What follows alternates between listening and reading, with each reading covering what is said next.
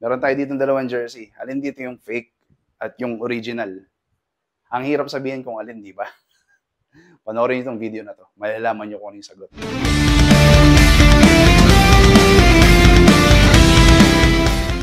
Hello, welcome sa No Plan Vlogs. Ang topic natin for today is i-discuss natin ang difference ng original na Nike Swingman jersey over sa fake na jersey. Kasi kalat na sa marketplace yung mga fake na jersey. Usually, binibenta nila ng mas mataas. Usually, ang retail price ng original is around 4,795. Whereas yung mga premium copy na tinatawag nila or fake, around nasa 1,200. So, sa likod natin, meron tayong dalawang jersey dito. Alin ba dito yung original? Alin ba dito yung fake? Hard to tell, di ba? Ang original po dito is ito po. Ito naman po yung fake. Mahirap talagang i-spot yung fake over sa original, especially kapag nasa crowd kayo. Legit check nyo yung taong nakasuot ng fake, di ba? Para na masira ulo nun. Ang video natin for today, gagawin natin is para hindi po tayo maloko sa marketplace at alamin po natin ang mga differences ng original over sa fake. So, let's go! Okay, ngayon mag-start na tayo sa differences ng dalawa. Not sure kung naka-capture siya sa camera. Ito yung original, ito naman yung fake. Itong original, pareha silang brand new. Binili ko sila, di pa nasusuot. Itong original, medyo off-white ba? So, hindi siya talagang white yung kulay. So, itong fake naman, as in white talaga siya. Kung napapansin nyo sa camera, kung napapansin nyo siya dyan. Tapos, well, syempre, magkaiba sila ng size. This is 48, which is large. 56, which is XXL. So, yun naman, sa more technical naman na description tayo. So, lalapitan natin, check natin mga stitching from yan, tapos yung font, yung kulay, basta lahat, check natin para malaman natin kung alin yung mas spot pala natin kung alin yung fake over sa original. So, let's start. Okay, so dito, yung tinatawag nilang neck label. So, bali ito pala yung original na jersey. Ayan siya. Compare natin siya dito sa fake. Ito naman sa fake.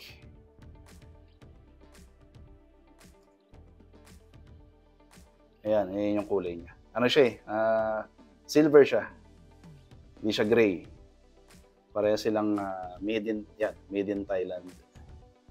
Layo ng difference. So, yun yung difference ng neck label. So, dito naman tayo sa swoosh. Ayan yung swoosh. Ito naman yung original. Kumbaga, pulidong-pulido yung pagkakaano niya. Ito kasing particular model na classic edition na to. Ano siya? Yung iba, hit press. Yung Nike. Ito naman, since classic siya, ano siya? Stitch siya. So, ito naman yung fake. Ewan ko, parang medyo humaba yata siya. Tapos parang hindi pantay yung niya. Yung lettering ng Nike niya.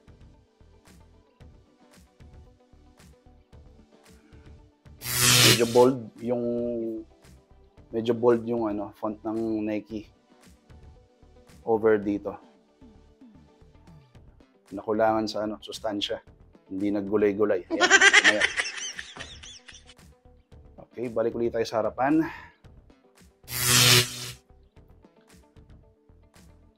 Okay, yung sa font naman, wala naman difference. Halos. Ito medyo malaki yung font niya. Hindi ko sure kung dahil ba size 56 siya over dito sa size 48. Tapos yung color nila, medyo powder blue to. Medyo powder blue. Ito, blue na blue. Layo nga tayo ng konti.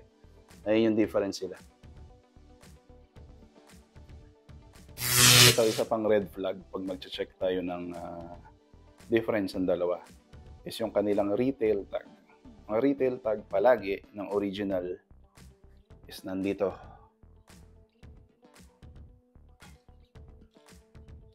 Ayan.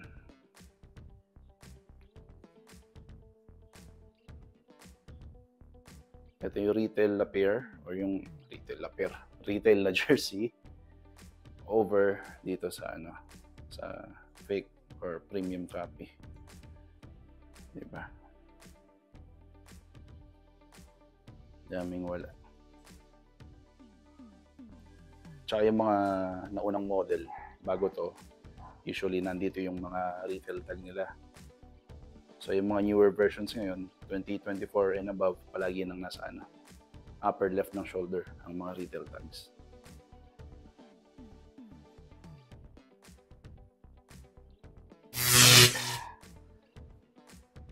Yan po ang jack tag ng original. Pulidong-pulido siya. Yan. Whereas dito, sa fake, hindi siya flat.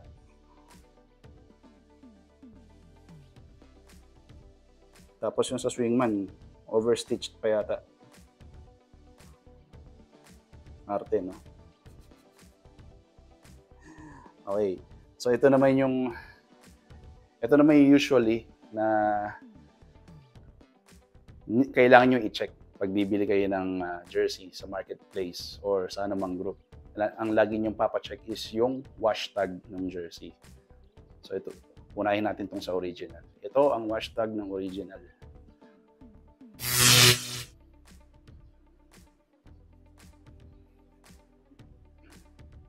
Ayan siya.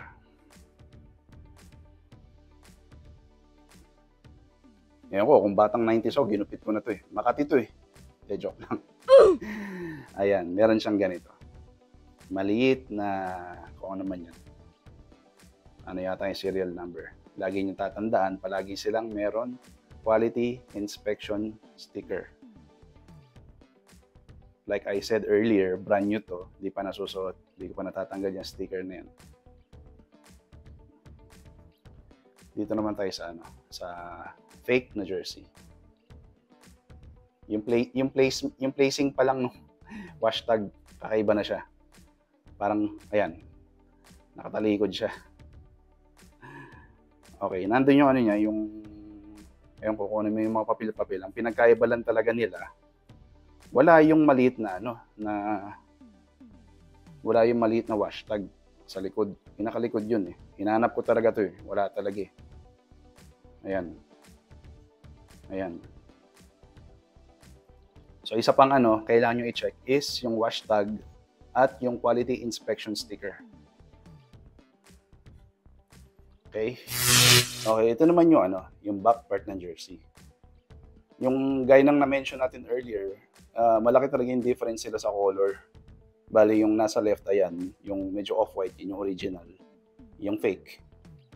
Ito, ayan, yung nasa kanan. White talaga siya. So, tingnan natin yung difference sila. Actually, walang ganong difference. Ang nakikita ko lang ng difference sa kanila, which is crucial talaga ito. Ayan, itong original, meron siyang dry fit na sticker. Ito naman sa kabila, wala siyang dry fit na sticker. Hindi ko alam kung anong year nila ginawa yan, pero kaka-order ko lang yan eh, like a week ago. Sa font naman, ito, yung si Jerry West, heat press ata siya. O, parang heat press siya. Lahat heat press sa original. Dito naman sa fake, heat press. Alam mo yung ramdam yung parang papel siya. Same lang sila halos ng texture. Naririnig nyo. Yun. So physically, yun na yung mga yung mga kailangan nyo i-check sa pagbili ng jersey. Bali ayun, yun yung mga differences ng original over sa fake. Bali itong video na to is ginawa natin siya para malaman natin at di tayo maloko sa marketplace. Especially yung mga yung price difference sila. Itong fake, nabili ko siya 1.2. Ito namang original, 4,795. Bali di ko naman sinasabi na or advocate tayo ng both. Ang sinasabi lang natin is sana lang huwag tayo magpaloko sa marketplace at malaman din natin ang difference ng dalawa. So ayun, kung umabot kayo sa part na to, sana nakapag kayo, like and subscribe na kayo sa aming channel. And And yun lang. So, see you guys on our next video. And good day. Bye-bye. Hindi totoo yan. Bola lang yan.